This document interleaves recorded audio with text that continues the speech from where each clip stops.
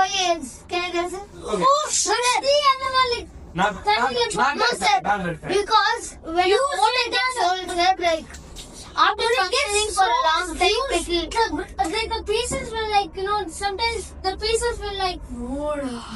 Actually, Sir, after using it for Okay. It gets easily broken. what? Not broken. Not broken. Actually, Like, how do I say? Rusted and age. not that. I will explain. Our regular motors are called cold motors. Do you know how it works? I will explain a minute. Can I see the drawing?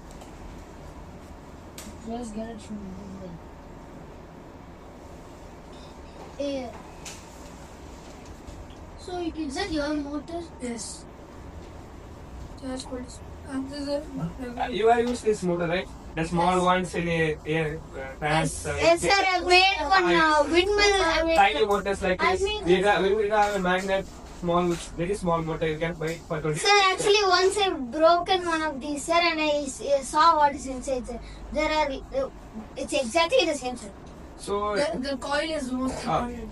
the coils, the surroundings are magnets. There's a coil with something called axle.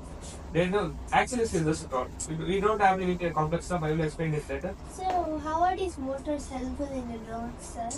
These ones are not.